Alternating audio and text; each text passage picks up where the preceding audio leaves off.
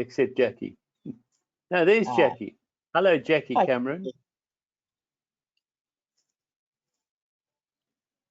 Well, challenging, the better.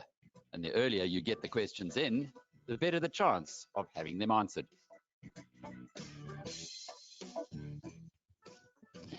Hello, everybody. Sorry, we're running a bit late today, a bit of a technical problem. So it's very warm welcome, firstly, to Dawn Ridler, who is a leading independent financial planner in Johannesburg. And Dawn's very popular with our attendees because she's not afraid of speaking her mind. And she also has very popular articles on the BizNews website. So welcome, Dawn. Nice to see you again, Jackie. And then we've got Rupert, who is a property tech entrepreneur. And Rupert is with Easy Property. So very warm welcome to you today, Rupert. Thank you, Jackie. And then we've got Derek. Derek is a retired financial services entrepreneur, and he's a regular attendee, and he had a few things that he thought he might want to contribute about how to find a good financial advisor. So welcome, Derek. So let's start with you, Rupert, if you don't mind. You've got this very interesting new offering called a kind of fractional property. Could you just take us through it briefly? What is it? What are the pros and cons?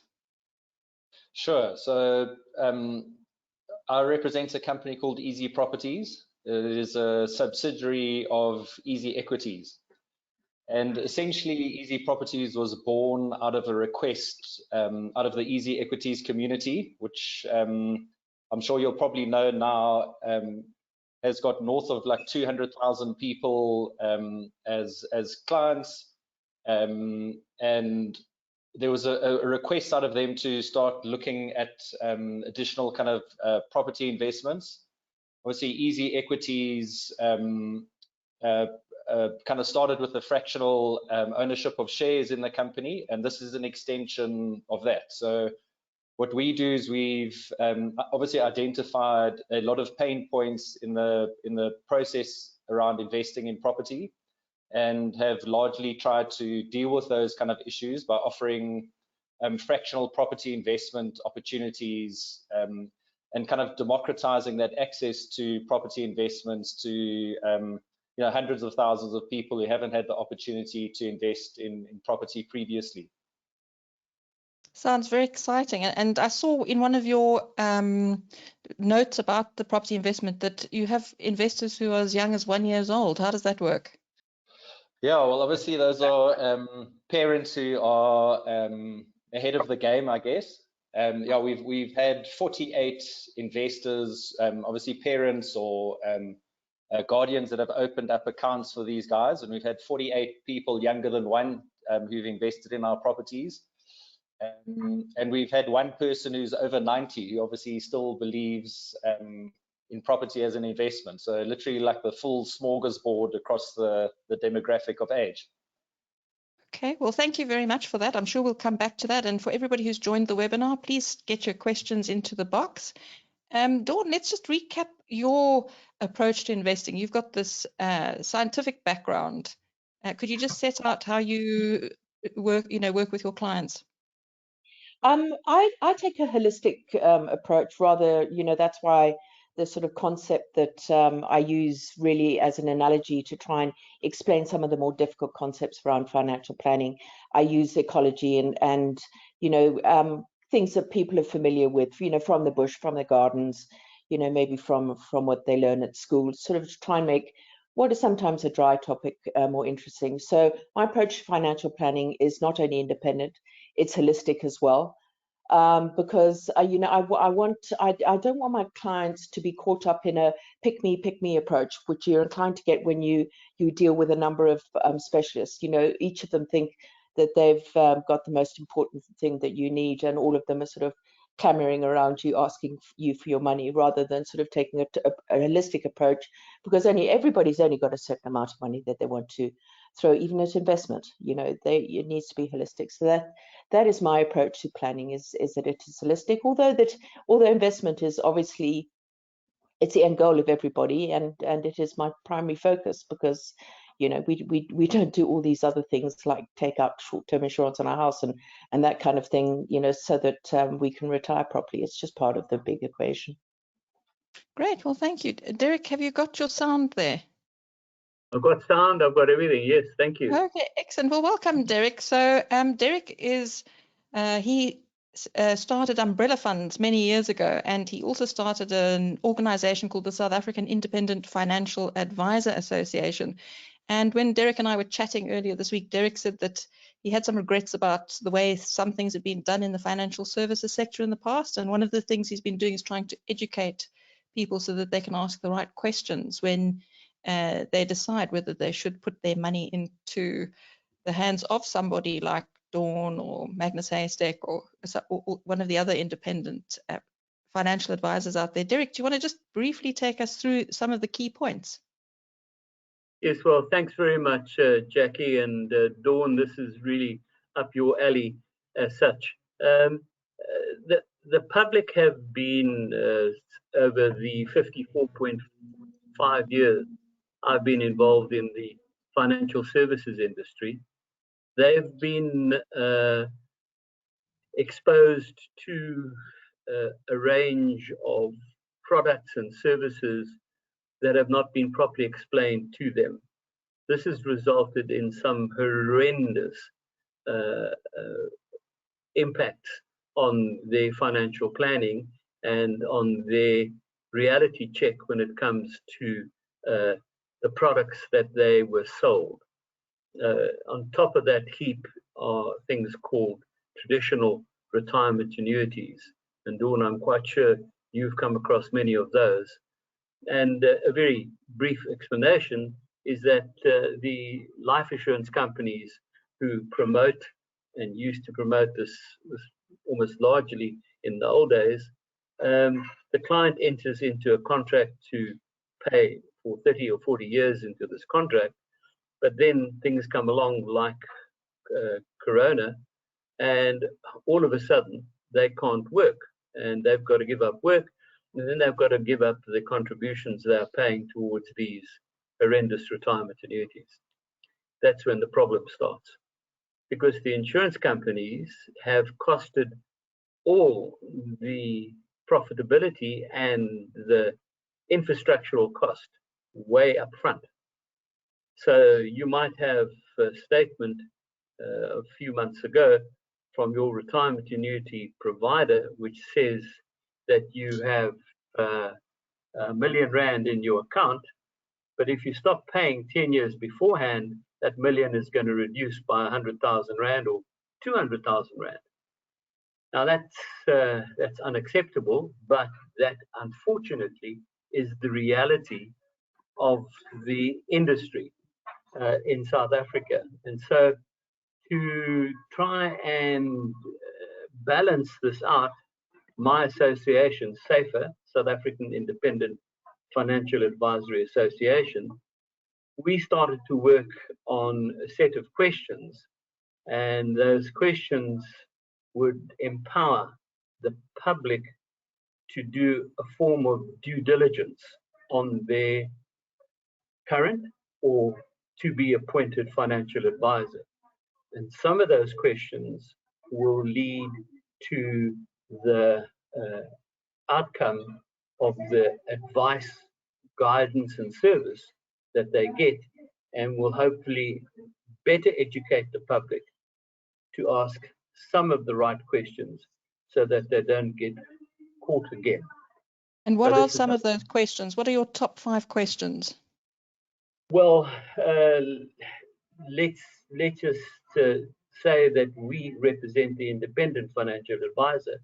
So we like to know, we believe the public should like to know that who they're dealing with. So one of the questions is who is your employer? For instance, if you were Dawn Ridler, you'd be able to say, I'm self-employed, I'm an independent financial advisor. I'm not employed by a major life insurance company or product provider.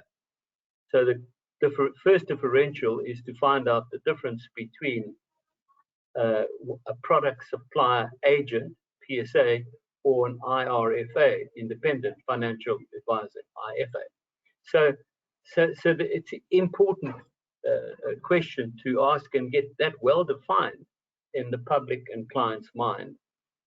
Then the next question that appears on the set of 21 due diligence we might questions. not get to all 21 right now, but No, I was going to go for the second one, but if the first one was good enough, we'll stay there for a moment. okay. Well, we actually got the first question coming in, and it's for Rupert, and this is from Denise. She says, what do you actually own when you invest in fractional property? Well, you actually own the physical asset itself. You know, we obviously go out and we buy these properties subject to raising the capital. We raise the capital through an IPO process, and the physical properties themselves are the underlying asset. Thank you. And then Dawn, while we're looking at this, have you looked at fractional property at all? What do you ever sort of point your clients in the direction of properties? You know, I think Rupert probably agree with me. Property has gone through and is probably still going through a bit of a tumultuous phase right now with COVID, and I think we are still going to see fallout in property. I mean, if you look at, for example, the graph of REITs, even over the last, you know, even since over the last 7 years or whatever, they've just gradually come off, you know, come off substantially, in fact. So, I mean, property has to be part of a diversified portfolio. Absolutely, it's got to be part of a diversified portfolio. But within that diversification, say, for example, you know, your view for the client who is maybe in a growth portfolio because it's pre-retirement, you say, listen, we want right now 20% in property, for example. You know, something like fractional property might form part of that 20%. But, you know, I think one of the key factors right now, right in all investment, is diversify. And you just cannot afford to, I mean, if you've got a huge amount of money, and if you can put, say, you know, in an asset class, maybe you want diversification of, say, 6 different assets within that asset class, and then fractional property. So I haven't been using it at the moment. I'm a bit, I'm watching property at the moment. You know, I still think, you know, with basically evictions being, there's the moratorium on evictions. When that runs out and we start to see the true impact on landlords, the true impact of work at home, on properties and rents and this kind of thing. Personally, you know, sorry, Rupert, I think, you know, there's a little bit of problem. Look, it's probably, there's a time coming soon, and you don't want to, you know, sort of time the bottom of the market. I think it is somewhere probably near the bottom of the market, and it could go up. But you know, I think you know, it's diversification, and property isn't forming a huge part of any of my clients' portfolios right now, but that is starting to change. I think Thank you, Dawn. Would you like to respond, Rupert? Sorry, there's a bit of a time lag. Yeah, I think what is interesting is as Dawn says, in these REITs, I think these REITs have taken a bit of a battering over the time of COVID, and we'll still get to see how this all washes out from a commercial point of view and the work from home and all of that, without a doubt. I think what's key for us at Easy Properties obviously is diversification. And again, you know, it's interesting, Dawn mentioned the fact that, you know, if you've got buckets of money, you can ride out certain sectors performing a little bit worse than, you know, some of your other investments. I think that's largely one of the major pain points that people have had when it comes to investing in property. You know, is not having buckets of money or access to finance or anything like that. And I think that's one of the things that we've tried to offer is diversification, and obviously no minimum. So, I mean, we've been going for about 3.5 months. We've provided investments into about 55 different individual residential apartments. Our funds at the moment are only residential. Thankfully, I wouldn't really want to be invested in kind of commercial property at the moment. But yeah, I mean, we know the state of the property market. Obviously, people are under pressure. But what we have found is that we've had like over 9,100 people investing in our properties. There's no minimum, so you can put R1 in if you want. But people have got the opportunity to diversify across 55 at the moment, separate units for as little as R1. And that obviously mitigates some of the risk in terms of non-paying tenants or things like that. So yeah, it's certainly going to be interesting to see, and we remain in hope to see what kind of washes out post this COVID period. But yeah, I'd far rather be in residential property at the moment than any retail or commercial stuff. Thank you. There's a follow-up question from Dawn's point about she hasn't had her clients in property much lately. And this is from Aisha. And Aisha says, would you advise private individuals to invest in residential South African property now, or would you wait a bit longer to maybe next year? Dawn, would you want to pick up on that one first? When it comes to residential property, I still think there's fallout, and I'm seeing fallout among my clients who've got residential property portfolios.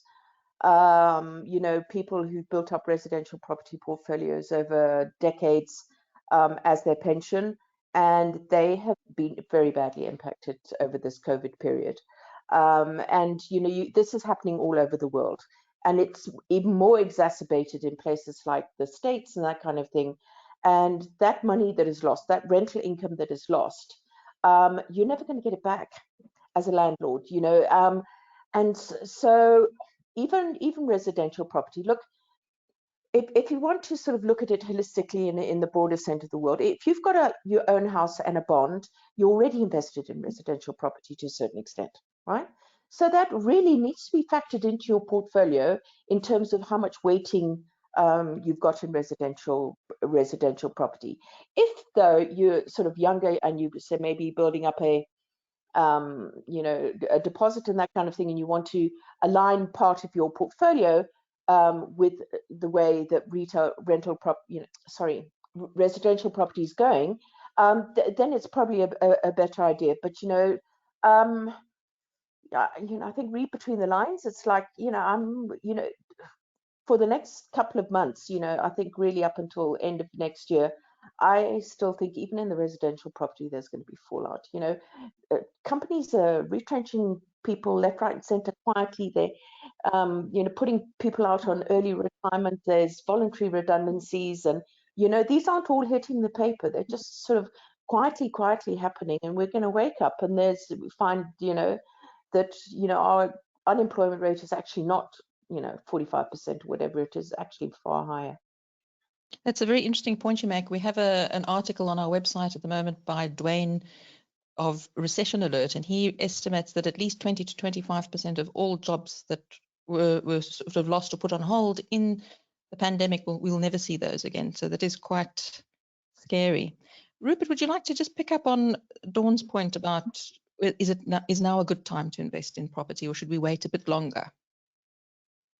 Well, again, residential property, I think, look, a lot of what Dawn's saying is obviously valid. I'm certainly not here representing easy properties fiddling while Rome is burning. I think we know what the reality of the markets are like.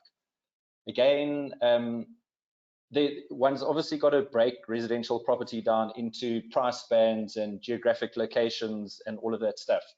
If I wouldn't be looking to buy a 20 million rand house in Sandhurst, looking to rent that out. Obviously, you're going to get like a really poor yield. So I think key, like anyone who's looking to invest in the stock market or anything, you've got to do your research. There are areas that are obviously growing much better than other areas. That's just the reality of it. I mean, I think of Mpumalanga and KZN. I think the growth figures have come back at like 5%, which is obviously better than some of the other areas. And in certain kind of price segmentation, the yields that are being achieved are pretty good. It's about understanding the market and understanding the risks. Yeah, it's pretty much as simple as that. I think you know, in lower priced sectional title kind of apartments, I feel a lot more comfortable renting in than really upmarket stuff in Melrose Arch from a buy to let point of view. But again, underscoring that issue, it is about diversification. You know, if I had one investment unit, I'd be feeling quite nervous. You know, you've got all your eggs in one basket with one tenant. If they are one of these unfortunate people that are experiencing redundancies or retrenchments, you know, then you've got an inherent risk. The fact that through our platform you are able to invest in multiple units, it obviously reduces that. You know, but it's like anything, any kind of investment, it takes a lot of research. You need to be sure where you're investing. I think that's also one of the benefits of investing in through our platform. If anyone wants to have a look at it, you can choose specific residential apartments to invest in. You know, if you're investing in a REIT, there's obviously like very complicated management structures and a big managed fund, and it's sometimes quite difficult to see right through to what those actual properties are. But yeah, like as I say, like any investment, for want of repeating myself, you know, you must do your research. Thank you. Noreen has a question to the panel. She says, is life insurance a must when you buy property and have a bond? And do you have to take that life insurance with the bank who financed you? Derek, I don't know if that's one that's for you, that you might like to take that one. Yes, well, obviously, any liability that you engage with, you need to make sure that your family and your estate is properly covered, and therefore purchase of life insurance becomes very important. That, by the way, opens another whole can of worms, in that one of the things that we'll be focusing on going forward is, do you buy a traditional life insurance product with, again, high upfront fees and commissions, or do you buy an as and when fee structure? And on a recent figures that I was given on a 23 million rand life insurance policy, the premium difference is 10,700 rand a month versus 7,300 rand a month, if I remember the figures correctly, and between one and the other. And so there's a lot of work to be done, and we at SAIFAA will certainly take up that particular challenge on behalf of the public and on behalf of our SAIFAA members. Thanks. Dawn, what is your view? Is it compulsory to take life insurance when you buy property? No, only if it's under 500,000 rand. Then the bank can insist on it. Sometimes if you're high risk, the bank will say either you take it out or we don't. But I look at costings all the time, and I have also looked at as and when premiums and that kind of thing, and I have my own view on it. But in my experience, call center life insurance and bank life insurance is 30% more expensive than what you can get from traditional life insurer. But one of the things that I think, you know, to add to what Derek was saying, is that not only should you be looking at as and when, but particularly when it comes to bond, you're looking at a decreasing capital amount that needs to be covered because you're paying the bond off. And so say the term is 20 years, that you can usually bring the premium down substantially by taking out cover that is termed. In other words, it's just for those 20 years and on a decreasing balance, you know, so that it just pays out, you know, what you needed. And especially if you're, you know, taking it out specifically for a bond or something, I recommend that you do that. You take it out specifically for that bond, for the amount of that bond, on a decreasing, and if the bank wants you to cede it to them so that, you know, they take the first bite of the, you know, so that their bond is covered, then you can do that. But I don't recommend that people take their existing life cover and cede that to a bank. You know, I've been involved in winding up estates, and that always causes delays and nightmares and cash flow problems and goodness knows what else. So rather, if the bank insists on doing it, and seeding it, then take out a separate policy for that, but shop around. Seriously, shop around. Dawn, the other I issue think is I'd as like we get to. older, oh, sorry, Rupert, I'll be with you in a minute. I just want to follow up with Dawn. As we get older, we start getting ill. It becomes harder to get life assurance. Is there a Yes. case for maybe just taking insurance as early as possible and then just biting the bullet? You know, you know, having life insurance, you know, unless you're sort of 20 and no intent, you know, or not married and no children and that kind of thing, it's quite difficult to sort of say, look, you're going to buy a house one day and that kind of thing. But more and more of most of my clients' children are in their 20s. They're not married or anything like that, but they're already buying houses. And so, you know, that it's the first time that they actually have a liability. So that's already happening, that you're getting the you know, the life insurance being taken out at a younger age.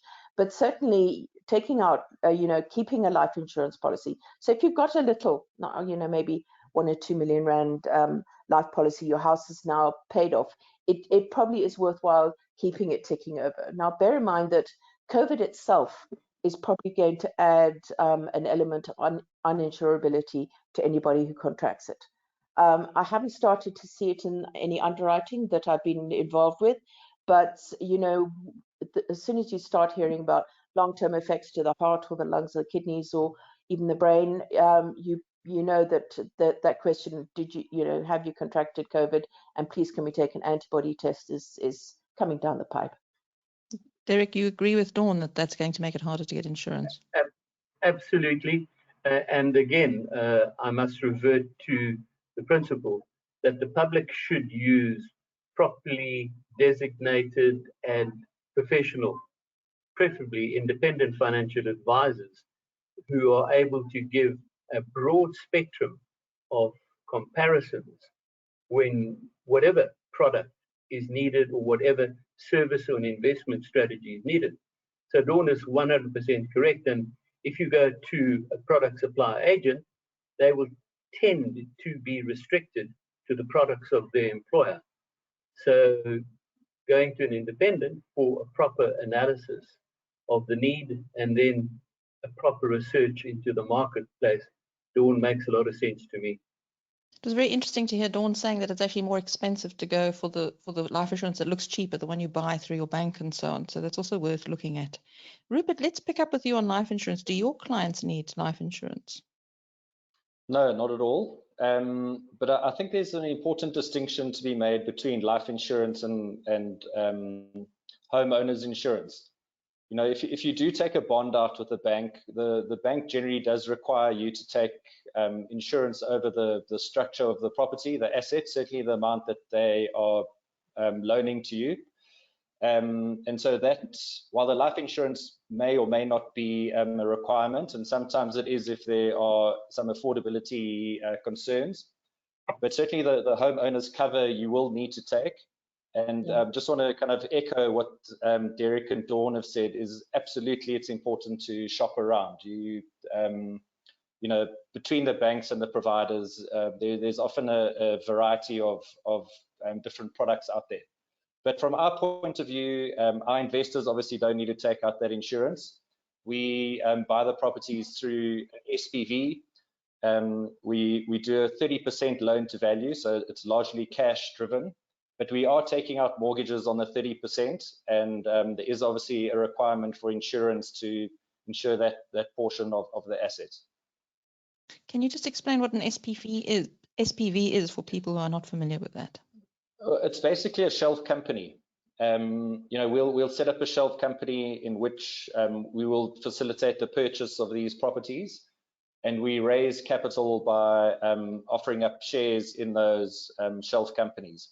And so that kind of happens through an IPO process. So we raise the funds to purchase the property. Thank you. Another question for the panel from Dee. She says, Rupert touched on young investors, as young as one already investing. Can the panel briefly talk us through how parents can start investing for their young children? And can this be done before they are born? Dawn, do you get this coming up often or not really? No, not really. You know, it used to be very fashionable to take out an endowment for your kids on these traditional life things. They're abysmal, quite frankly. You know, something along the lines of what Rupert said. Look, that when we're talking about what Rupert's offering is, that's a very long-term investment. And even if you're wanting to put, say, money away for a child's education, that is at least 18 years. And so it's really not the worst idea in the world, quite frankly, to, you know, buy shares in something like that property. You know, property, although, you know, goes through its cycles and that kind of thing, it usually tends on going keep going up, purely because, you know, inflation is just making it more and more expensive to build them at the end of the day. Interesting. Right, Derek, do you have anything to add to that? No, other than I have a question for Rupert. Rupert, should an independent financial advisor wish to recommend your investment services and structures, how would they go about conducting a due diligence on your company? So each of the companies, because it's a public company, the shelf company, you know, we obviously have to get audited financial figures. So, you know, it's the normal kind of due diligence stuff applies. We obviously also regulated by the Financial Services Board. So we highly regulated, and we have all of that information available. Thank you. But Jackie, just by the way, question number 14 of the 21 goes, do you conduct any form of due diligence on the products, services, and companies that you recommend? To what degree and how often? So that's very important. So when you appoint a independent financial advisor, it should be one of the questions you ask them. And they might answer correctly, but how do you know if they're actually doing it? Sorry, Rupert, continue. Sorry, Jackie. I think also, just in addition to that, obviously, because the capital is raised through an IPO process, there's obviously a very detailed prospectus that is available to all investors to look at in the first place.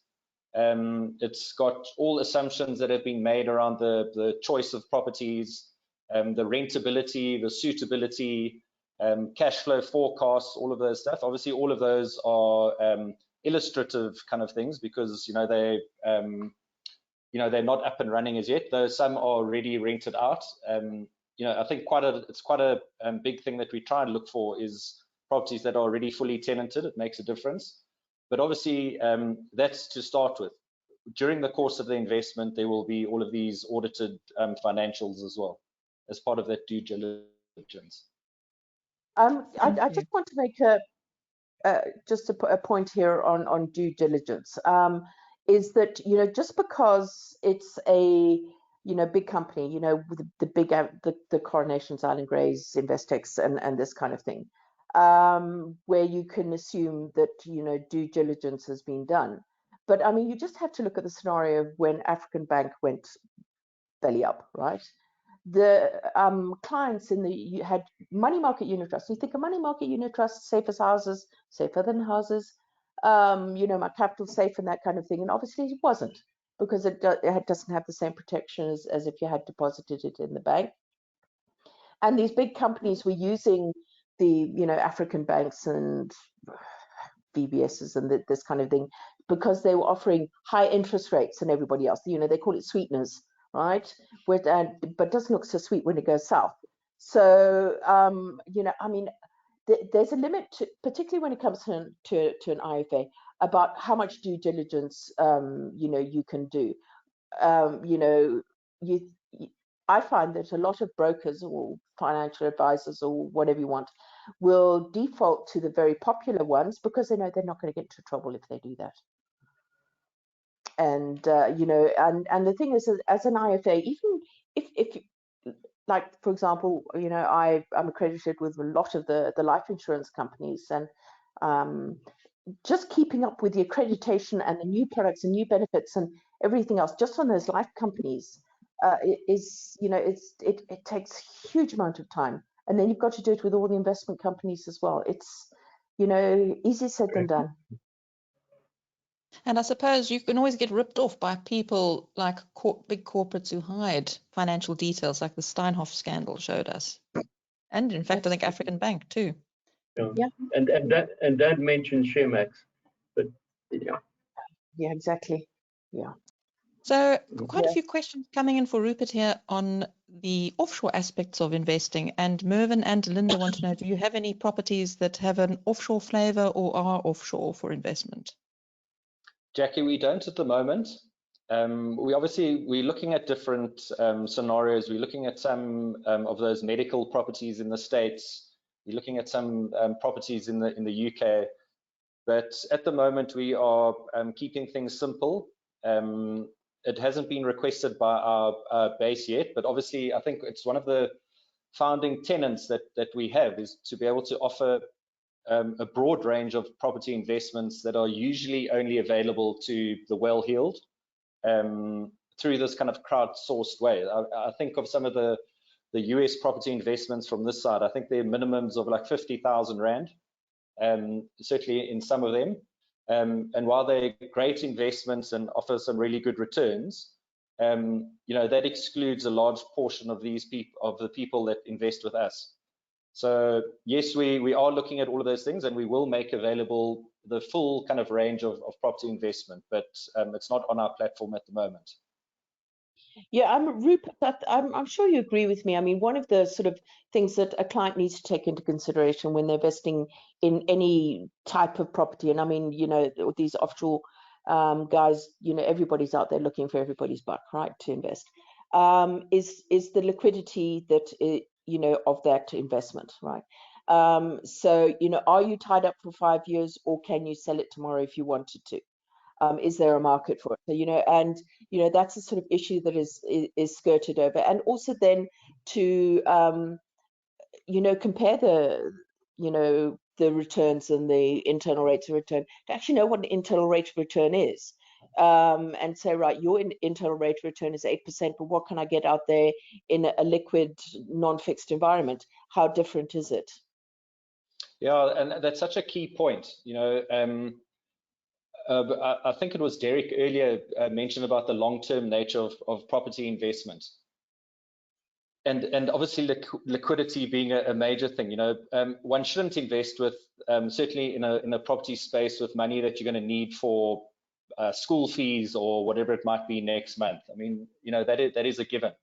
I think what we've tried to do with Easy Properties is we understand that liquidity is an issue.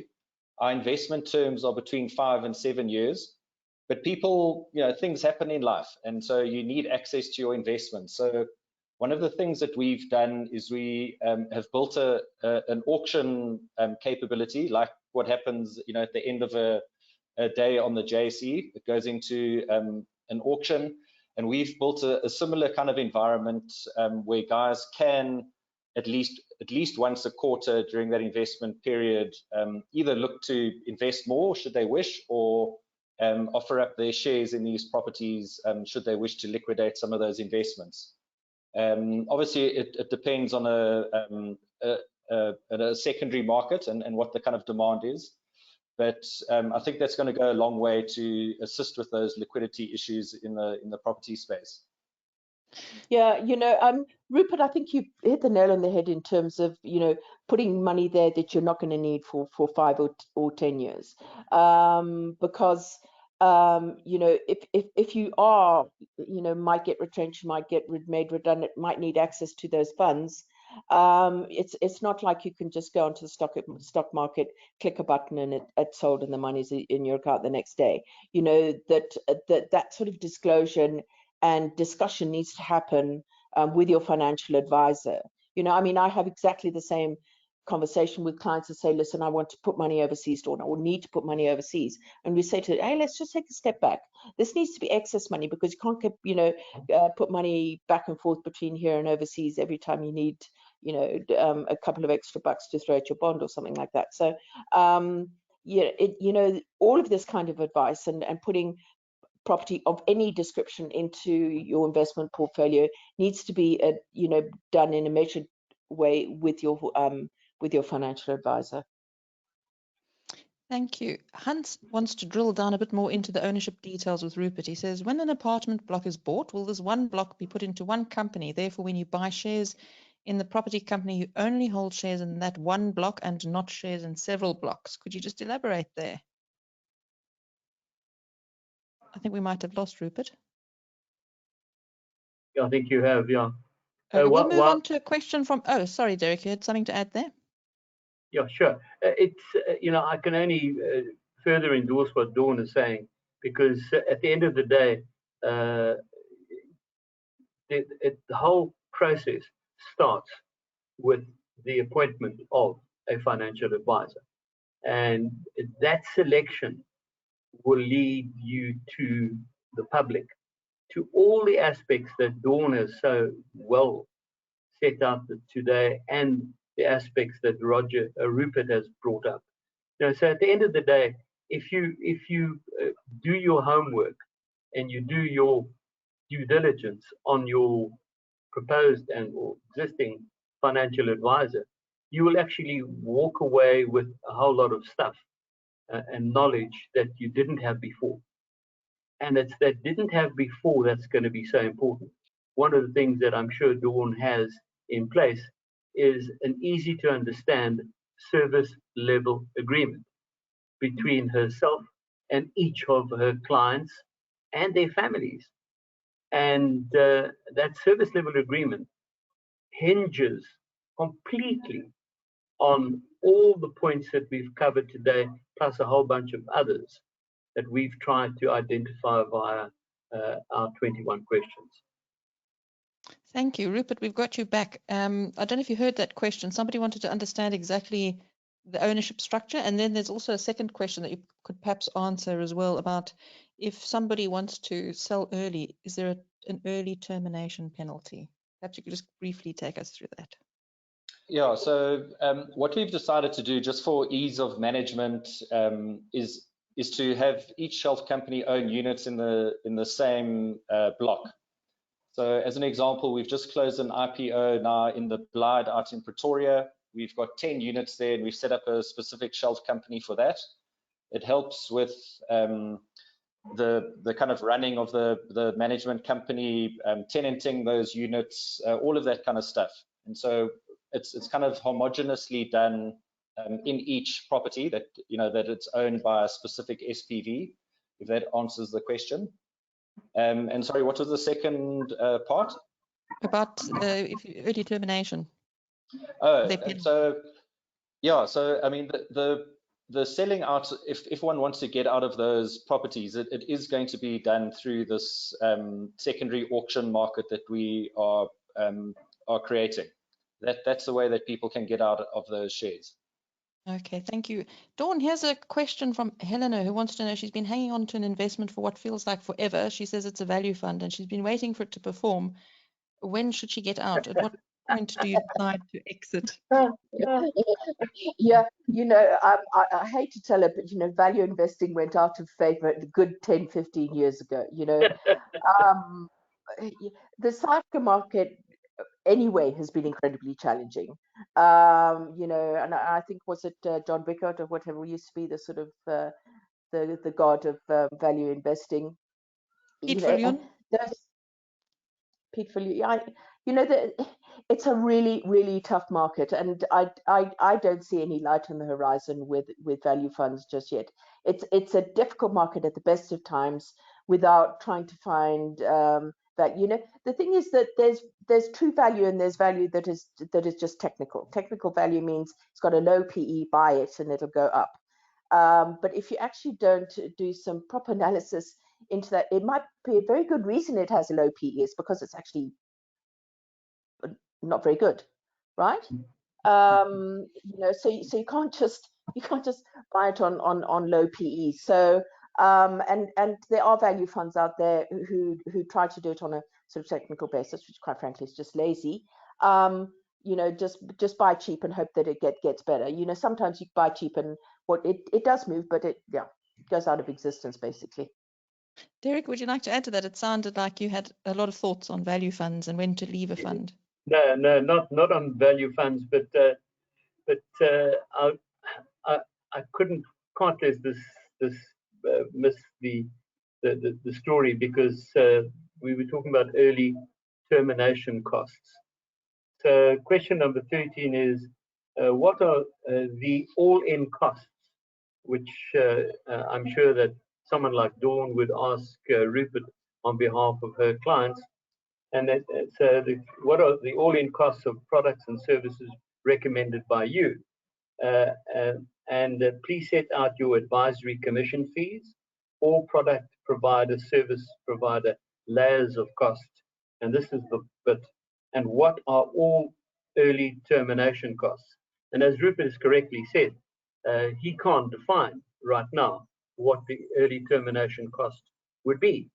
And it's one of the important questions that I believe a proficient financial advisor, independent, would be very wary about and say, look, if you're going to invest money, wherever, whether it's in Rupert's range of services and products, or whether it is a traditional retirement annuity or endowment policy or whatever, that question must be asked. What are the early termination costs? We can't tell you right now, but this is the process that will be followed for you to access your money should you be forced to cash in early or try and cash in early. Yeah. Dawn, I don't know, would you agree with me? Absolutely, and one of the sort of, I suppose, challenges, particularly when you're fairly new and you're growing and that kind of thing, is that the assumption is that there's going to be a willing buyer at a reasonable price. What if you go into that auction and nobody wants to buy it? Then what? Then potentially, I'm not saying that it will, Rupert. I'm not saying that it will, but potentially the early termination penalty could be 100%. Right?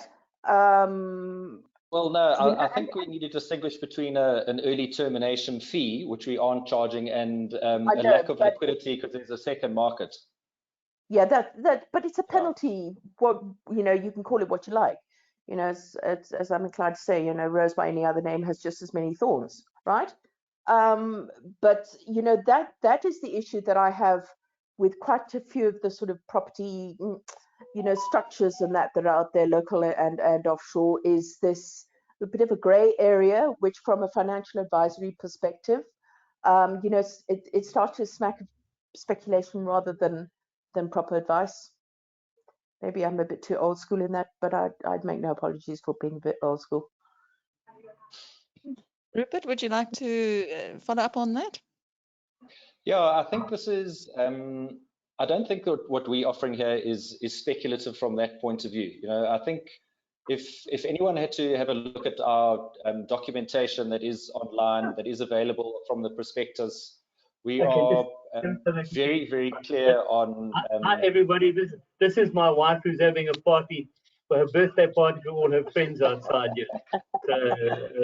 Well, we'll let you go to your party. Happy birthday. Okay, right. There was a knock at my door here. Hopefully that's some cold wine as well being delivered for all of the participants. Okay.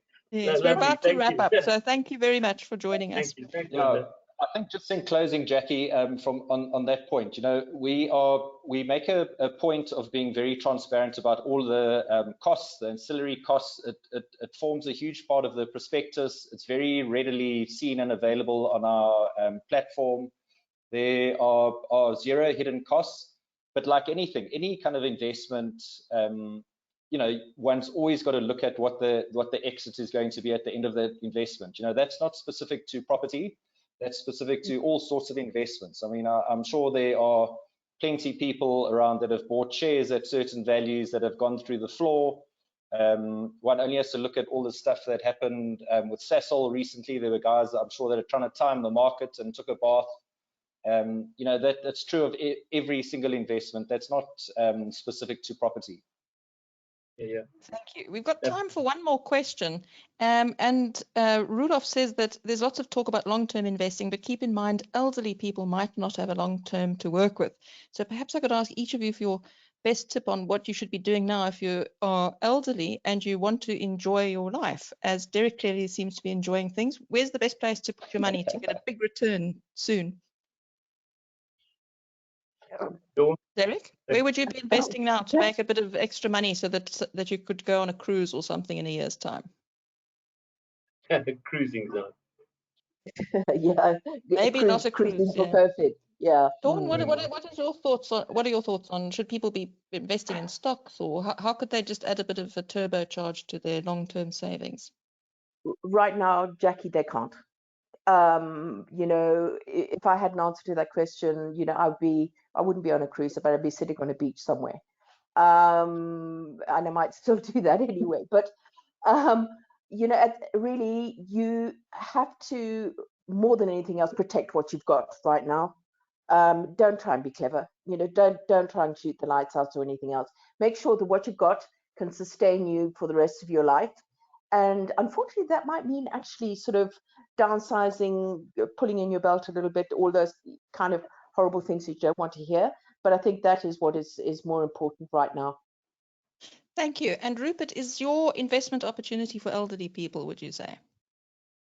Look, this is not a roulette wheel where you're going to invest 5,000 Rand and earn millions that you're able to retire comfortably.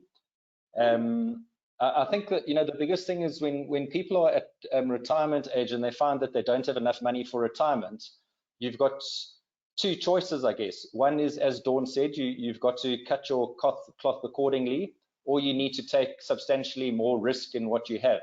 And those are two sides of the coin.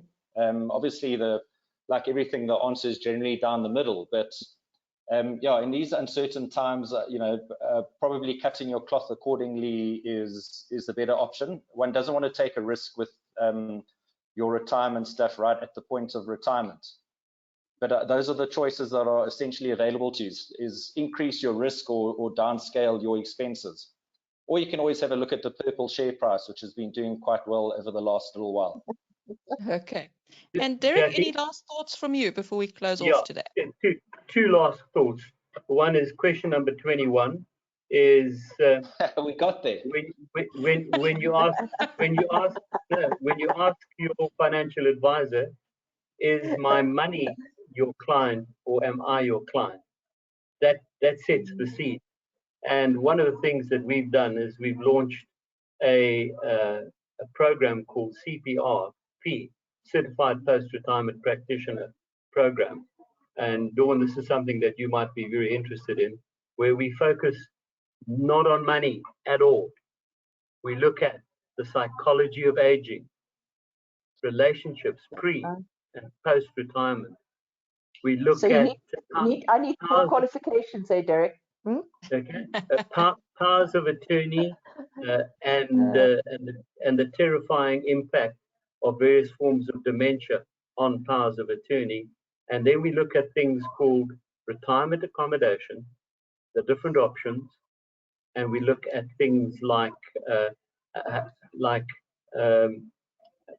cost of frail care, and that becomes the new norm as far as we're concerned for all financial advisors. If you're not reasonably knowledgeable on those four subjects, you're only sticking to money, and money is not the end game, Rupert, as you correctly alluded to. At the end of the day, people retiring in the future might live 35, 40 years. Then if you factor in their spouses, absolutely. So those become important aspects to us at SAIFAA. Thank you. Well, thank you very much. Greg says to all three of you, thank you very much. You guys were very interesting. So thank you very much to, first of all, to Dawn, who's one of our regular panelists here at our BizNews Finance Friday webinar. Thank you very much, Dawn from Karenga. And if you want to contact her, she's got a practice in Johannesburg. And then we've also got Rupert Finnemore, who is the CEO of Easy Properties. Thank you very much, Rupert, for joining us and explaining this interesting possibility for people. And then, of course, we've got Derek as well. Derek Smorenburg, a retired financial services entrepreneur who is steeped in advice issues. And as you heard today, gave us a lot of tips on the kinds of questions we can ask. So thank you very much. And thanks to everybody for joining us and giving us your questions. Thank you, everyone. Thanks, Jackie, and thanks to Stuart. Okay. Bye. Okay. Bye. Bye-bye, everybody. Cheers. Bye-bye.